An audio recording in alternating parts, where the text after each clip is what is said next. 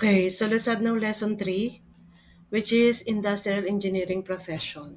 So this lesson will lead you to the understanding of the course that you have, and also it will give you ideas what should be the expectations of being an industrial engineer. Okay, so this will be the objective of this lesson. So at the end of our discussion, you future IEs should be able to trace the history of industrial engineering through a timeline. So gamit tayo ng timeline para mabalikan natin yung history of industrial engineering as a formal study. Then also we will know the different proponents of industrial engineering study. So who are those people behind the evolution of industrial engineering as a field of study, and explain the different roles and responsibilities of an industrial engineer. Para pag nakagraduate kayo, magkakaroon kayo ng idea ano-ano yung pwede nyong maging trabaho kapag kayo ay nakagraduate na. Okay? So let's start with a short introduction. So industrial engineering, or IE in short, originated during the Industrial Revolution with the rise of factories and mass production. Kasi 'di ba during the Industrial Revolution, syempre nagsulputan yung mga factories. Since meron ng mga factories, involved na ang production, kaya doon na nagsimula yung idea ng industrial engineering as a field. Okay? Then, pero yung formalization niya as discipline. So when we say formalization as a discipline, yung ginawa na siyang pag-aaral talaga, ginawa na siyang kurso. Ayan. Nagsimula yan nung kalagitnaan ng 19 at saka ng 20th centuries. Okay? Bago matapos ang 19 at habang nagsisimula ang 20th centuries. Okay? So, doon nagsimula yan. So, yung mga key figures natin like Frederick Taylor at saka yung mag-asawang Gilbreth, kung narinig nyo na sila. Si Frederick Taylor, he developed the scientific management through time and motion studies, while si Frank at saka si Lillian Gilbreth, yung mag-asawang Gilbreth, they refined methods for analyzing manual labor. So yun yung mga unang contributions nila in the evolution of industrial engineering as a field. Okay? So the field evolved from manufacturing and efficiency, which include operation research. Ayan, nagsimula na magkaroon ng other fields involved in the study of industrial engineering. So nagkaroon na tayo ng OR, computer modeling, yung broad applications sa healthcare at sa mga service industries, which ang kanyang emphasis is more on the process improvement and productivity. Kasi yun naman talaga yung role ng industrial engineer, di ba? Parang if we are involved particularly in manufacturing and production, ang pinaka-binibigyan natin ng emphasis is the improvement of the process and of course the improvement of the productivity. Kasi para saan at nandun tayo sa isang industry kung hindi natin may improve yung process na meron sila, and kung hindi din natin mapapabilis yung flow ng production para maging productive. Okay? So, here are the proponents of Industrial Engineering Society. So, hatiin natin ito sa iba't ibang era, kumbaga. Okay? So, we'll start with the Industrial Revolution. So, sa Industrial Revolution, ito yung pinaka-early foundations ng Industrial Engineering Study. So, before Industrial Engineering was formally recognized, the groundwork for efficiency improvement was being laid. Okay, and here are the people, okay, who are responsible during the Industrial Revolution and serve as early foundations for industrial engineering study. So let's start with Adam Smith. Ito siya. Ayan, okay. So way back 1776, na mayagpag si Adam Smith as proponent of industrial engineering study. Okay, so ano yung kanyang pinaka contribution. Okay, so Smith introduced the concept of the division of labor. Ayan, okay? So, naisip niya na kung magkakaroon ng division of labor, mas mapapabilis yung flow ng production. Okay, so noting how specialization could boost productivity in a manufacturing environment. So, this concept influenced the structure of factory systems. O dahil sa kanya, nagkaroon tayo ng tinatawag na factory systems. Okay? Then sa kanya din ang galing yung idea na kung gagamit ng division of labor, make sure na yung ibibigay na trabaho sa tao is alam niya. Okay? Kasi anong sense ng division of labor kung hindi naman alam ng taong pagbibigyan ng trabaho kung ano yung expectations na uh, ine-expect sa kanya ng organization. Okay? So, magkakaroon ng division of labor pero dapat sa tamang tao ibibigay yung trabaho. Okay? So, yun yung idea ni Adam Smith. Then, meron tayong mag-business partner si James Watt at saka si Matthew Boulton. I don't know if I pronounce it correctly. So, si Watt at saka si Boulton, late 1700s naman sila nagkaroon ng contribution regarding sa evolution ng industrial engineering study. So, we all know si James Watt, siya to. 'Di ba siya yung nag-develop ng steam engine na nagamit sa factory system na ginawa ni Adam Smith. Okay? So, kung na-mention sa inyo ng mga science teacher ninyo, yung steam engine na ginawa ni James Watt, kinompare niya yung bilis nung steam engine na yon sa pagtatrabaho, sa bilis magtrabaho ng isang kabayo. Kaya sa kanya nanggaling yung unit na ipinangalan sa kanya, yung unit ng power na horse power. Sa kanya nanggaling yon, okay?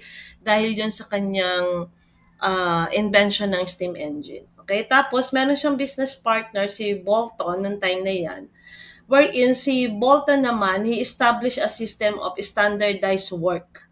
Ayan.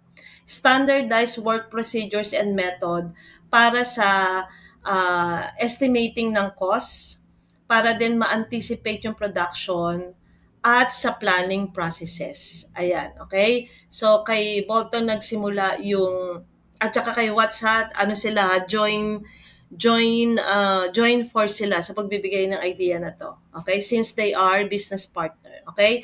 So sa kanila lang galing yung pagkakaroon ng standardized work procedure, and ginamit nila yon para sa cost estimation, tapos para din makapag-anticipate ng flow ng production at saka sa planning processes. Okay? Then, 1832, si Charles Babbage naman, siya na to. Ayan, siya yan. Okay? He documented his observations of factory operations, and also he laid conceptual foundations for the division of labor and efficient organization. So, saan nanggaling yung idea ni Charles Babbage regarding the factory operations, regarding his observation of factory operations? Kasi mga anak, involved si Charles Babbage sa economy of machinery and manufactures. Yun. Okay? Kaya doon niya na obserbahan yung mga operations ng mga factories. Tapos doon nanggaling yung kanyang concept regarding the division of labor and efficient organization. So again bigyan natin ng emphasis, recall natin ano yung contribution ni Adam Smith. He introduced the concept of division of labor. Okay? Pero dapat noticing on specialization. So, ibibigay yung trabaho sa taong may specialization in that particular area.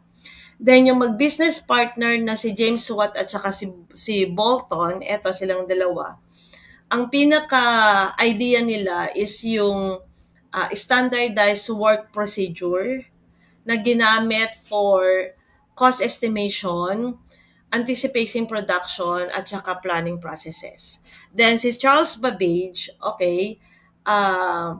he documented yung kanyang observation sa factory operation at naglay down siya ng concept about division of labor and efficient organization. So as you can see, yung idea nilang apat na maituturing yan, di ba? Kasi business partner si Watts at saka si Bolton. Kung mapapansin niyo, they have something in common, di ba? Parang uh, they are more on the foundation of effective organization or efficient organization. Okay? So for a while.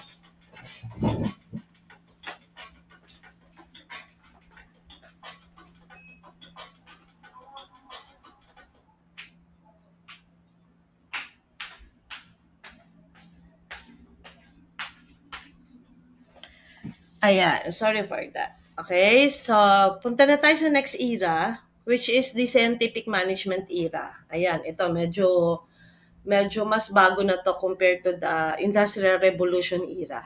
Okay, so ganun pa rin, we have several people who contributed their time and effort for the evolution of industrial engineering as a field of study. So late 19th and early 20th century saw the emergence of scientific management. So nagkaroon na tayo ng birth of scientific management with key figures applying engineering principles to the workplace. Ayan. So meron na tayo ditong tinatawag na engineering principles na ginagamit na sa mga manufacturing organization or businesses at saka dun sa mga factories. Ayan. So, dito na natin makikilala si Frederick W. Taylor. Ayan. So, he is known as the father of scientific management. Also, Taylor used systematic study and observation to find the one best way to do a job.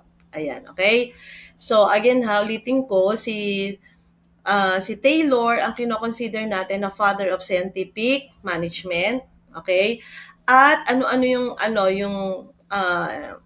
specific contribution ni Taylor. So sa kanya nanggaling yung time study.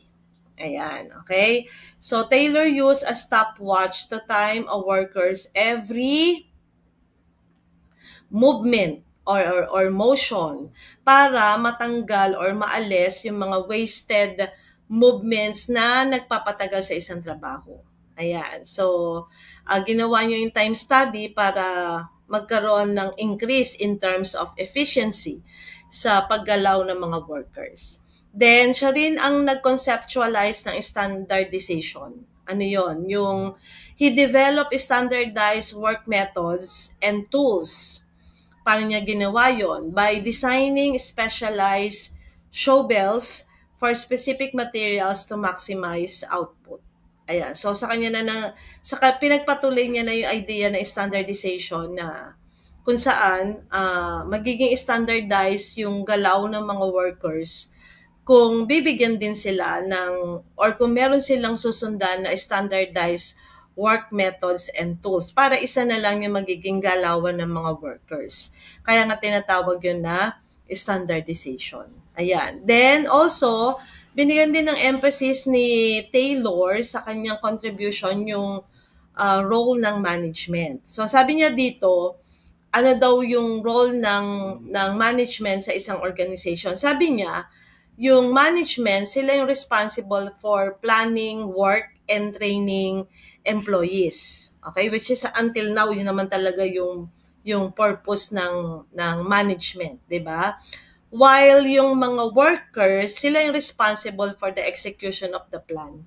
Okay? Kaya kailangan mag-undergo sila ng training kasi kung hindi sila mag-undergo ng training, hindi rin nila ma-execute ng tama yung plano na gustong mangyari ng management. Ayan. So it's a parang two-way job, 'di ba? Ipo-provide ni management ang training para sa mga workers, then yung mga workers mag-undergo ng training para magawa nila or ma-execute nila ng tama kung ano man yung pininlano ng management. Ayan.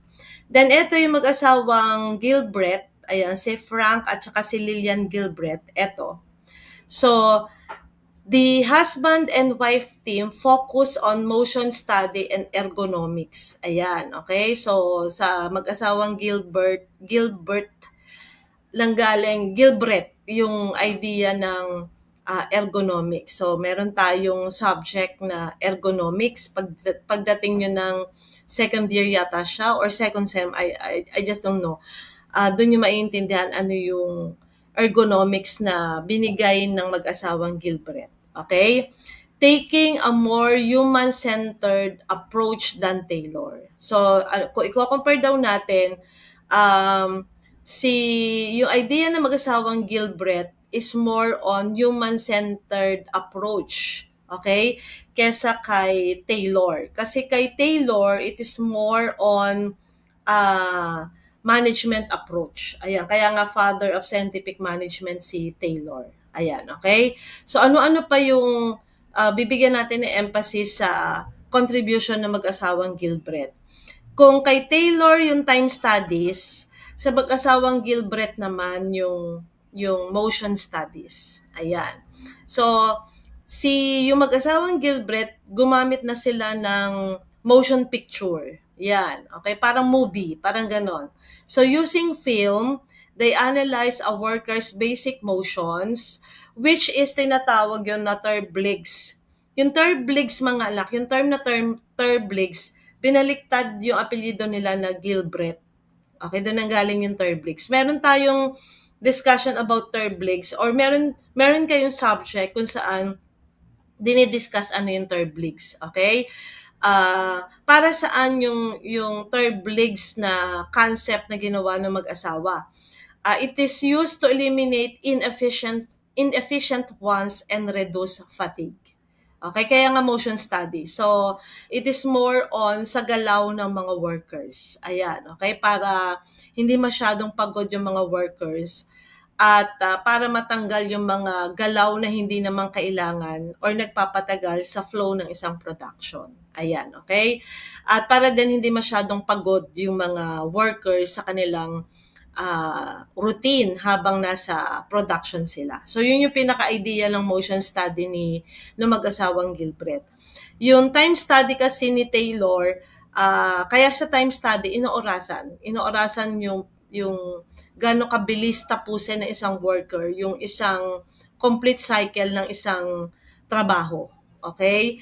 Pero dito sa motion study, yung galaw mismo ng mga workers ang pinag-aaralan para ma-eliminate yung mga galaw na nagpapatagal sa flow ng production or totally matanggal or kung di man totally matanggal, mabawasan. Okay? Para din hindi masyadong mapagod yung mga workers. Okay? Then also, they have the idea of practical applications. So, their work extended to improving surgical procedures and revolutionizing kitchen design. Ayan. In fact, merong design si Lillian Gilbert ng kitchen or ng kusina na kung saan mas mapapabilis yung kilos ng taong magluluto. Ayan, kasi yung design ng kitchen niya, it is still after the idea of the motion studies. Ayan, okay? Then, we have Henry Gantt. Ito medyo mas ano na to, no? Mas malapit-lapit na sa era natin ngayon. So, we have from 1861 to 1919. Okay? So, si Henry Gantt, a contemporary of Taylor, okay, Gantt focused on worker motivation and production control. Okay? So, his key contribution was the Gantt chart. Ito example ng Gantt chart niya. Okay? So, ano yung Gantt chart? It is a visual tool used for project scheduling that remains influential today. So, don't worry, as you move on in the study of industrial engineering, ituturo naman sa inyo paano ginagamit yung Gantt chart na tinatawag natin. Ito, yung Gantt chart, lumalabas, yan yung pinaka-greatest contribution ni Henry Gantt in terms of scientific management. Ayan, okay?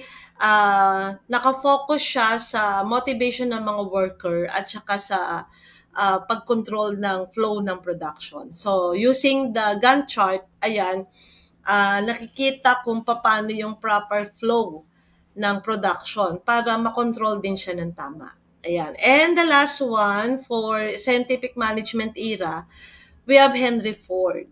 Ayan. Si Henry Ford, nakilala siya sa development of the moving assembly line, which he proved that it dramatically increased production of efficiency in automobile manufacturing. So for your knowledge, si Henry Ford ang founder ng Ford automobile. Okay, mga kotse na ang tatak ay Ford. Ayan, kay Henry Ford 'yon. Doon nang galing yung doon nagsimula yung contribution ni Henry Ford for production line. Ayan, okay? So this process was directly inspired by the scientific management principles of Taylor. So kumbaga, yung moving assembly line na pinaka-idea ni Henry Ford, nanggaling din yun sa idea. Kinuha niya din yung idea kay Frederick W. Taylor. Kasi 'di ba si Frederick W. Taylor, ayan, since siya nga yung father of scientific management, he used systematic study and observation to find the one best way to do the job. So yun yung idea na ginamit ni Ford nung kinonceptualize niya yung assembly line. Just to give you idea, ano yung assembly line? Yun yung halimbawa, we have line A, sila yung gagawa ng hood. Line B, sila yung gagawa ng wheels, ganyan. So part by part. Isang linya, isang set ng workers, isang part lang nung kabuuan ng product yung gagawin nila. Tapos yung susunod na line, ganun din. Ibig sabihin, hindi nila binubuo part by part ang paggawa. Yun yung sinasabi natin na assembly line. Ayan, okay?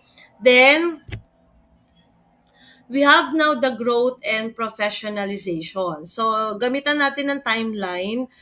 Simulan natin from 1901, then we will go to 1908 until 1948. So after its initial development, industrial engineering matured in a formal discipline. Ito na ha, so formal discipline na siya. So anong nangyari noong 1901?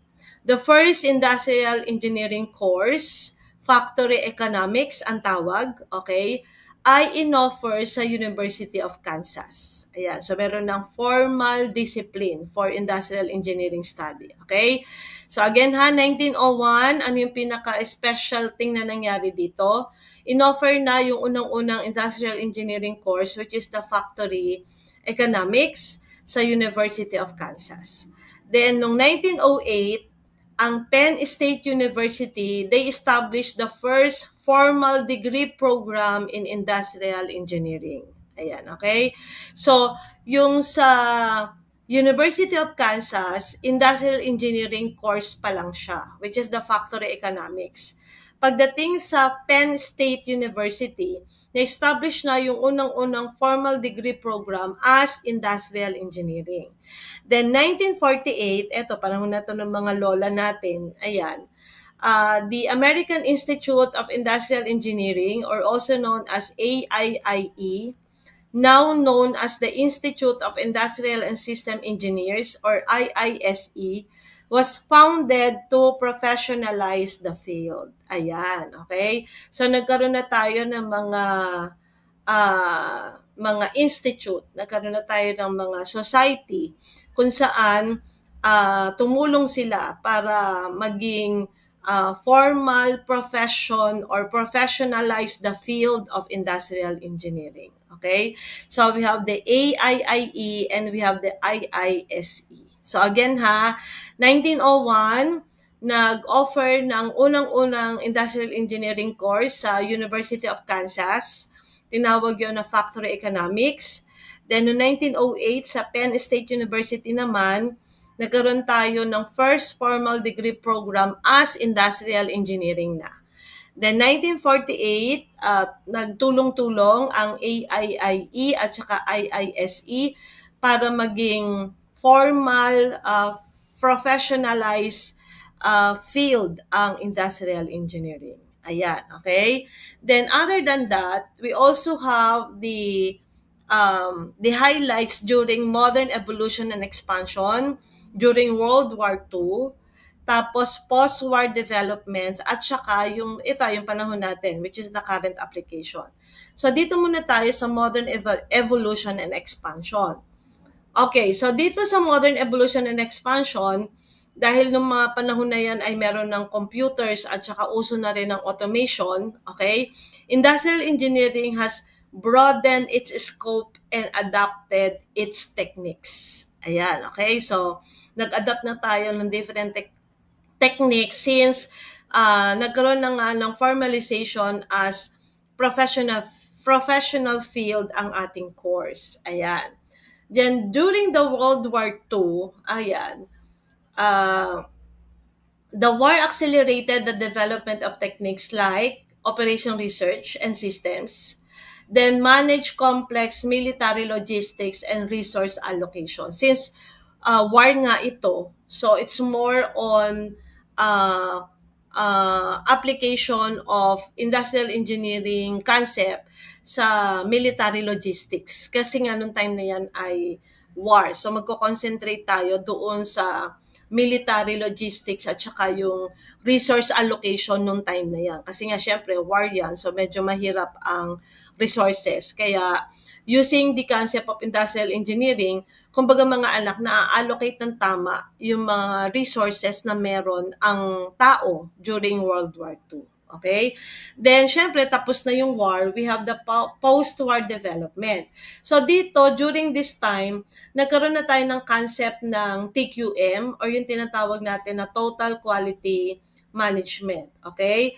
Which is formalized and driven by pioneers such as Joseph Juran. Okay? Si Joseph Juran kasi kay Joseph Juran kasi nanggaling yung idea ng TQM. Okay?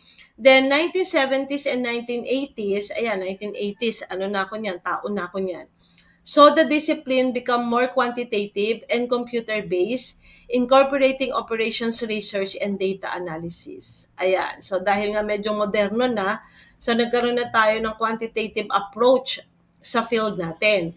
And since that is already 1970s and 1980s, uso na ang computer. Kaya, yung quantitative approach ng industrial engineering ay naging computer-based na siya at in-incorporate na siya sa operation research at saka sa data analysis. So, sa data analysis, it's more on application of statistics. Ayan. Then, sa current applications naman natin, the field that expanded far beyond manufacturing to optimize processes in, eto ha, supply chain management. So nagkaroon na tayo ng application sa supply chain management, sa healthcare, sa project management, at saka sa mga information system. Ayan, okay? Kasi nga, current application na. So, as of today, mga anak, industrial engineers continue to focus on improving efficiency, productivity, and quality using data analytics and modern technologies. So, dapat talaga, mga anak, medyo maalam tayo sa technology nowadays. Kasi parang kasama na yan sa trabaho natin bilang industrial engineer. Okay? Next, we have the lean manufacturing and systems thinking. Okay? So, eto medyo modern time na to, ha?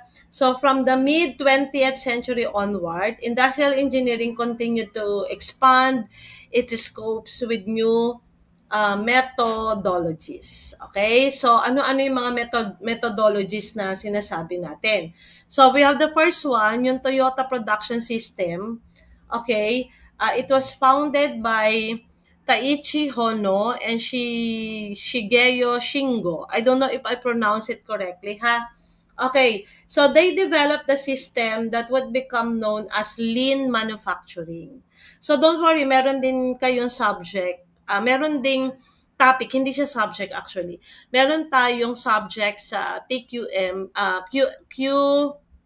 hindi TQM, QMS, Quality Management System, na tungkol naman sa lean manufacturing, okay? So it focused on reducing waste and continuous improvement, which is also known as Kaizen philosophy in manufacturing. Okay? So, yung Toyota Production System, naka-concentrate siya doon sa paano mai-improve yung manufacturing process at paano mababawasan yung waste na na na-accumulate during the production. Ayan.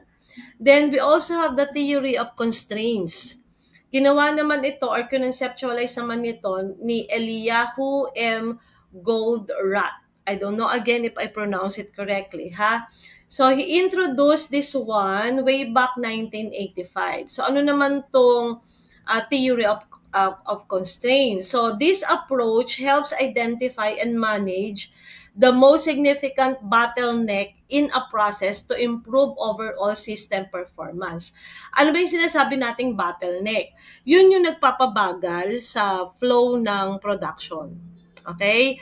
Bottleneck kasi 'di ba pagka nakakita na kayo ng bottle, 'di ba? Yung bottle malaki yung katawan pero maliit yung leeg. Kaya kung halimbawa yun yung nagpapabagal sa flow ng liquid pag sinasalin natin from that particular bottle going to another container, 'di ba? Kaya maliit yung bottle ng mga bote para pag binuhos natin yung tubig or yung liquid galing sa loob, hindi siya mabubuhos ng todo. Makokontrol, kaya siya bottleneck. So ganun yung ginawa ni Eliyahu. So dito sinasabi niya na in manufacturing process, kailangan i-identify natin ano yung bottleneck at kung ano man yung bottleneck na yon, we have to do something about it. Kasi kapag na-resolve ba yung flow lalo na sa bottleneck, yung flow ng production lalo na sa bottleneck, mas mabilis na yung magiging flow ng process. So, hindi na masyadong magtatagal yung production. And also through that, medyo ma-minimize yung waste. Hindi man totally matanggal, at least mabawasan yung production ng waste. Ayun yung tinatawag natin na theory of constraints. Then yung modern expansion, industrial engineering has moved beyond manufacturing into service sector, including, paulit-ulit tayo kanina pa, binabanggit na natin yung healthcare, tapos pwede na rin tayo sa finance, sa logistics, at saka yung supply chain management. Kung mapapansin ninyo, nabanggit ko na kanina yung supply chain. Napaka-importante kasi ng supply chain sa flow ng production. Kasi remember, from the word itself, supply. So, nanggagaling dyan yung mga raw materials na ginagamit sa production. Kaya, before anything else, si supply ang tinitignan natin. Kasi kung walang supply, hindi din magpo-flow yung production. Another thing, nasa kalidad din kasi ng materials na ibinibigay sa atin ng supplier, yung magiging kalidad ng produkto natin. So, kung well-calibrated or sabihin natin na maganda yung supply na binibigay sa atin ng mga supplier ng raw materials, definitely maganda din yung magiging kakalabasan na output or product na tinatawag natin, which is good quality kumbaga. Diba? Kaya importante yung konsepto ng supply chain management. Ayan. So meron tayong subject na supply chain management. Doon na lang yun i-discuss sa inyo, ha? Kasi dito sa subject natin is more on orientation of the course. Okay? So don't worry, yung mga binabanggit ko dito, you have separate subject or topic in different subjects na may encounter nyo ulit yan. Okay? At least nagkakaroon kayo ng idea ano-ano yung mga terms na may encounter ninyo as you move on in the study. Okay? Then, eto na, we have now the digital transformation and the future era. Ayan. So, dito na papasok si Industry 4.0 at saka yung sustainability na tinatawag natin. So today, industrial engineering continues to evolve by integrating data science and automation. Ito, panahon nyo na to, ha? Panahon na natin to. Okay, so we have the Industry 4.0. Ano ito? The discipline now incorporates technologies such as robotics, kaya siya Industry 4.0, machine learning, at saka yung yung LOT o yung tinatawag natin na IoT o yung tinatawag natin na Internet of Things, di ba? To further optimize and automate production process. Kasi we all know naman mga anak, pag pinasok natin ang automation sa industrial processes, mas mabilis naman talaga, di ba? Mas mami-minimize yung waste, mas mama-maximize yung production cost, di ba? And if that is the case, maganda yung kalidad ng produkto na mailalabas, 'di ba? At hindi lang yung maganda, mababawasan din yung presyo ng produkto kasi mababawasan yung oras sa pagpo-produce ng product. Okay? At mami-minimize pa rin yung waste.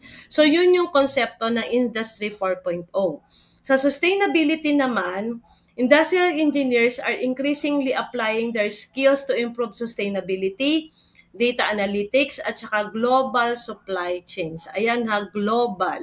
Ayan. So, ibig sabihin, mas maganda din sana kung gagamit tayo ng mga materials na manggagaling sa iba't ibang country para masubukan din natin, 'di ba? Gumamit ng mga raw materials aside dun sa raw materials na makukuha dito sa bansa natin para alam din natin ano yung magiging epekto noon sa mga produkto na inilalabas natin. Ayan, okay? So let's have now the duties and responsibilities of an industrial engineer.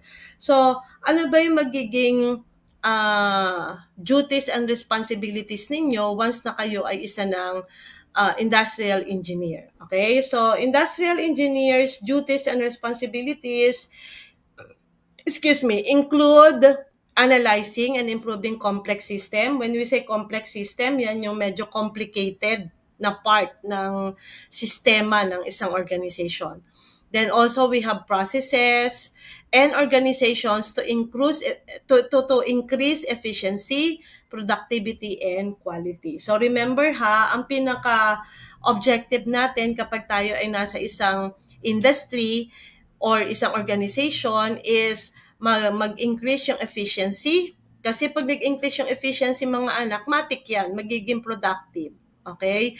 Magiging productive lahat ng aspect sa organization or sa production. And of course, quality. Kasi si quality yan naman yung ini-aim ng kahit na anong organization, di ba? Makapag-provide ng quality products or quality service. Hindi lang product as well as service. Kasi lalo na nowadays, usong-uso na rin yung mga businesses na hindi product yung binibigay nila, kundi service. Kaya dapat hindi lang quality product yung tinitignan as well as quality service. Okay? Then, they achieve this by, paano natin ma-achieve to? Collecting data, designing new or improved systems. Kung meron ng existing na systems, pwede na bang i-improve na lang? Kung wala pa, trabaho din ng IE excuse me. Trabaho din ng IE ang mag-design ng bagong system. Okay? Then, also, developing quality control procedures, reducing waste, collaborating with other departments and management to implement changes. Okay? So, I have here 10 core duties and responsibilities of being an industrial engineer. So, let's have the first one, system analysis and design. So dito, we evaluate existing systems and design new ones that integrate workers, machines, materials, information, and energy for maximum efficiency. Kaya system analysis and design. Kasi dito, i-incorporate natin yung mga workers, yung machines na ginagamit sa production, yung materials na involved sa pagpuproduce ng product, information galing sa different departments as well as galing sa top management at saka yung energy para ma-maximize natin yung efficiency. Okay? Kasi 'di ba, kung ma-maximize yung efficiency, tali na doon lahat. Ibig sabihin, nakatipid sa lahat ng aspeto plus nabawasan yung waste, plus napababa yung production cost. Ayan, okay?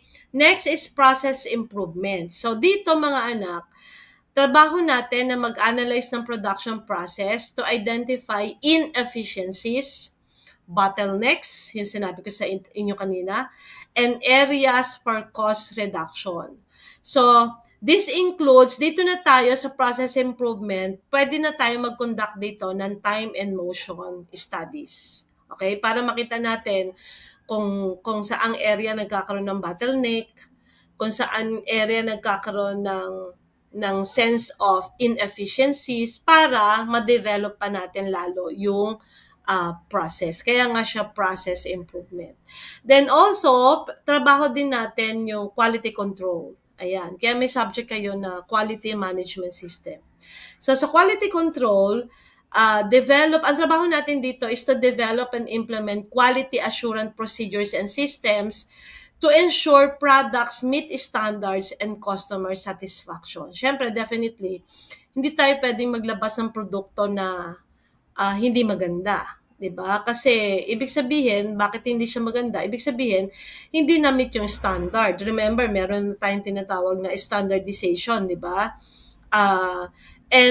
Kapag hindi maganda yung produktong inilalabas natin, definitely hindi yan magugustuhan ng customer. Pag hindi nagustuhan ng customer yan, di ba, parang ang fallback niyan is walang kikitain yung company, di ba? So dapat bago ilabas ang isang produkto, dumaan na sa masusing quality control. Ayan. Then, trabaho din natin yung data collection and analysis. Ayan. Kaya dapat magaling tayo sa statistics. Kaya meron tayong subject na statistical investigation, analysis. Statistical analysis for IE1 tsaka statistical analysis for IE2. Kasi doon yan papasok. Okay? So, collect data on processes and production through observations, time studies, papasok ulit dyan. Surveys, pwede din naman. Then, after natin ma-gather yung data, we will analyze this data to identify trends and areas for improvement. Ayan. So, dito papasok si research. Diba? Dito papasok yung pagkakandak ng research and development. Ayan. Then also we have facility and layout design. Ayan ha, pati layout designing kasama yan sa duties and responsibilities natin. So design or redesign, pwede din namang redesigning. Production facilities, equipment, and workflows to maximize space utilization and efficiency. Okay?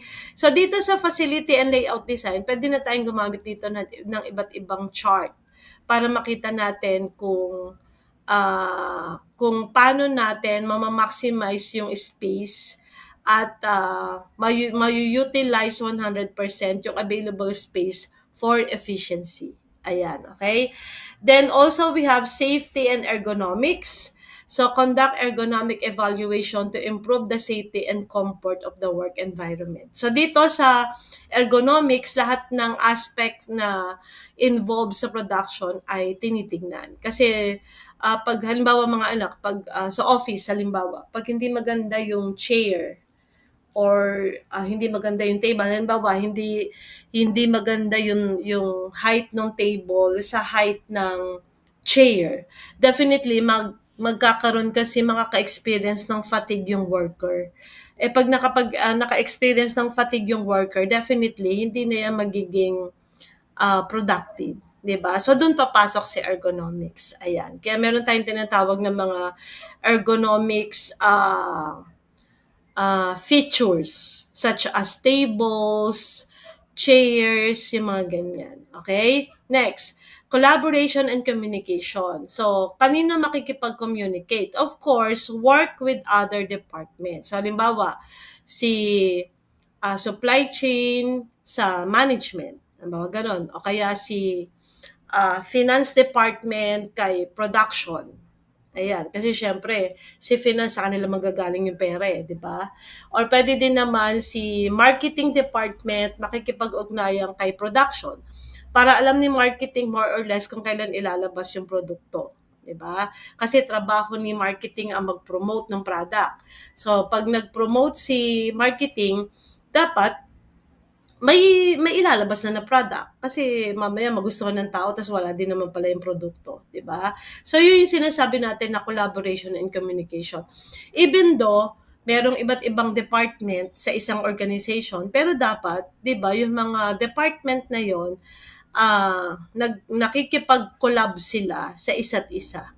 Nakikipag-communicate sila sa isa't isa. Kasi iisang organization lang naman yung ginagalawan nila. Ayan. Next, we have production planning.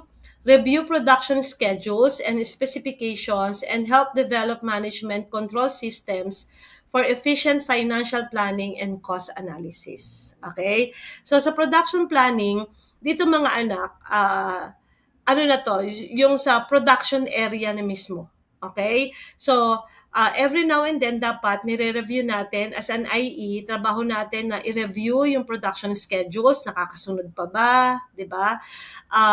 Nami-meet pa ba yung schedule ng paggawa ng product, okay? At saka, tinitignan din dyan kung nami-meet yung specification sa paggawa ng product. Hindi pwedeng gawa lang ng gawa para lang ma-meet yung deadline ng production. Hindi pwedeng gano'n. Kasi remember, sa specification, doon natin makikita kung na-meet yung quality na hinahanap ng mga customers natin. Okay? Also, tumutulong din tayo sa management sa pag-develop ng control system for efficient financial planning and cost analysis. Kaya kasama din tayo kasama si production planning sa cost analysis at saka sa financial planning ng isang organization. Ayan. Then we also have waste reduction. So, dito mga anak, we should develop system to reduce waste in various forms. Okay? Sa iba't ibang paraan. Katulad ng dapat pag gumagamit tayo ng energy, halimbawa, dapat ma-optimize natin yung consumption. At saka, dapat magkaroon ng recycling program ang isang organization. Okay? So, halimbawa, bakit sumusobra yung taas ng consumption ng energy. Halimbawa, ang bilis maubos ng gasolina ng sasakyan o kaya ang bilis maubos ng gasolina ng isang machine. Okay? So, we have to analyze bakit ang bilis maubos, 'di ba? Kasi kasama 'yon sa production cost eh. Tapos halimbawa, sobrang taas ng bill sa kuryente, sobrang taas ng bill sa tubig. So lahat 'yon pag-aaralan kasi we have to as much as we can, we have to reduce waste, 'di ba? We have to maximize the resources by reducing waste. Ayan. Then trabaho din natin yung documentation. Dito, we create and maintain standard operating procedures, work instructions, and process documentation. Kasi mga anak, si documentation, ginagamit natin yan for future purposes. Diba? Halimbawa, sa production planning. Kung meron na tayong documentation ng nakalipas na panahon, okay, pwede natin pagbasihan yon para sa production planning natin. Baka merong method na ginamit noon na pwede natin gamitin ngayon for improvement. 'Di ba? Or baka naman meron tayong pwedeng pagbasihan ng pattern para lalong ma-improve yung present situation na i-compare natin sa past situation. Kaya need natin ng documentation. Ayan. So those are the course duties and responsibilities of being an IE. That is why mga anak, as early as now, you should have self-evaluation base sa narinig nyo ngayon, okay? And you should ask yourself, kaya ko bang gawin itong mga duties and responsibilities na to once na ako ay naging industrial engineer na, okay? So being an IE is not an easy job, okay? But it is very challenging, okay? And it is very rewarding kasi sa totoo lang, isa tayo sa matatawag na well-compensated profession. Ayan, okay? So, think it over. You ask yourself, do I really wanted to be an IE? Kaya ko ba tong mga duties and responsibilities na to? Kung oo ang sagot mo and willing kang i-accept yung challenge, well then, go for it. Kung hindi naman, magiging professional ka pa rin naman, 'di ba? Kahit na hindi ka maging IE. Marami pa rin namang mga professions na pwede mong i-venture na aakma sa iyong interest, sa iyong skills, sa iyong capabilities. Okay? So, thank you so much. Thank you so much mga anak for listening.